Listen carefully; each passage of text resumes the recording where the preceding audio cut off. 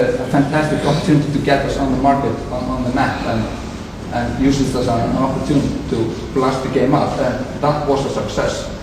I don't know how many installations have been done on other Icelandic games, but I think we are on the top 10 list of games. I don't know. You have EVE Online, that's 300,000 at least, and I don't know about other games. More questions? Sorry, I came a little late, so I didn't hear the whole presentation, so I apologize for my ignorance in advance. I'm just curious about, because iPhone development especially is what makes you distinguishable from others is the eye candy factor, which is in Apple development is always number one. My main problem is that my artistic skills are like in the minus, not even on zero. So how do you get in touch with developers? Is there some sort of the designers? The designers, sorry. Yeah. Some sort of resource pool with No. Or is it friendship-wise or? Yeah, I was, when I finished Tölvuháskóli Verslunarskóla Íslands a long time ago, I was in a class with 5 other guys that we created a company called eSkill. That was a web design company, and that's the way I got to know the designer, and he's just fantastic.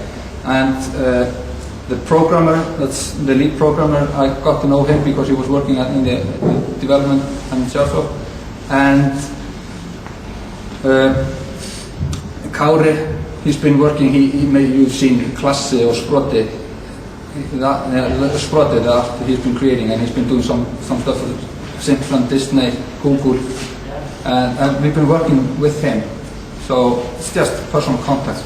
I think what IGI should also focus on is that there are a lot of probably designers that would want to break into the gaming market, like connect with the developers that are thinking about games and stuff like that.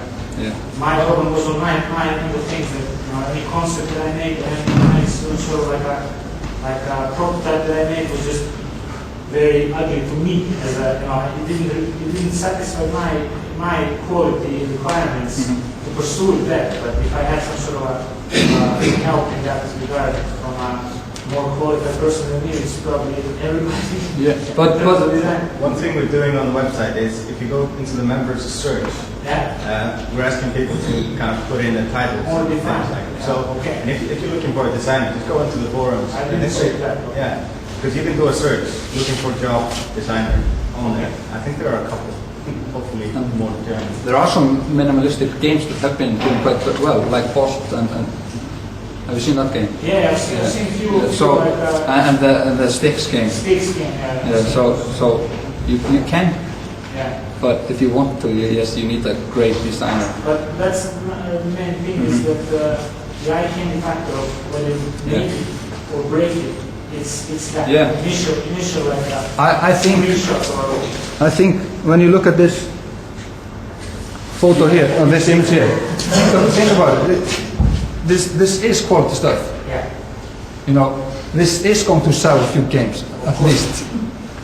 Purely based on this. You keep saying designer, but you're talking about artists, right? Yes. Yeah. We're talking about. But you kept saying designers. You had me confused. I apologize. We're talking about graphical designers. Graphical designers. But they are designers as well. Yeah, of course. Yeah. More questions? Yeah. I was listening for my 10% off. Sorry? My 10% off a few months before. I'm not sure if you said this, but how much do you get from each copy sold? At 70%. Yeah, but how? Do you want to know how many games are sold? No, how much do you get from each copy? 70%. 70%. Yeah. And so if you don't have how much you charge us? How much do I charge for a game? Are you asking how much we charge for a game? Yeah. We've been altering the price a little bit to find out. We've been doing marketing research, so we've been seeing how price sensitive are the games, and I think it depends on which game you're using. We found out that $1 or $2, it didn't matter whether we were selling for $2 or $1. So the game is for $2 today, but $3, it was breaking everything. I've got loose. I think this business is quite young, and it is quite young, and it's going to evolve. I think micropayments are going to be the future. I think people will download the game for a little bit, or $1 or nothing, and they will buy more boards in the game, because then you've cracked the piracy thing, and then you can get more money, because $1 or $2 for a game, you need to have a huge success game to be able to live on that if you have some standards, but it's hard to live on it. Sorry? Or make an iPad game, that's all. Yeah, and you never know. Yeah. You never know. That's the beauty part. They also have it now in iPhone development program. They added that you micropayments to the free applications. So but that's also the problem is, this isn't a micropayment. $1 isn't a micropayment. And you cannot have your own currency in the game. That's the developer guideline. And so, you want to sell something for 15 cents. Yeah.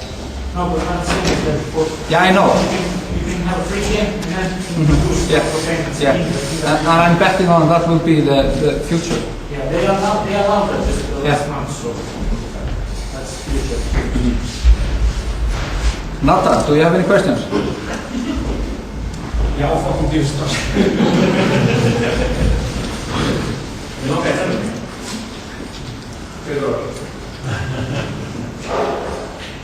It's opening June 2012. Any more questions? Okay, thank you very much.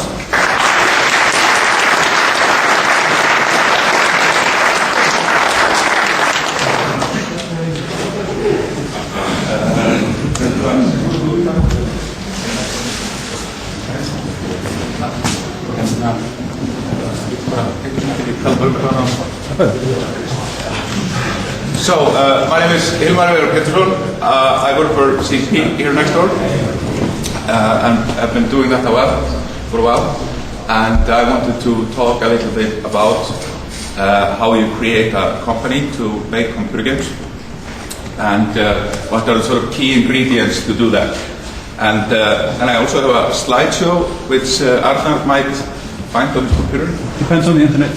Depends on the internet, which is a fickle beast. Yeah, it's probably going to implode. It's a bubble. I've been studying this a little bit, sort of in the retrospective, what it was that made CCP successful, and I've also in my life talked to a lot of investors, so I know how they rate companies and what they look as the important things in companies. And you would think it is the business plan or having a business plan, and it actually isn't. The most important thing you need to build a company is a team.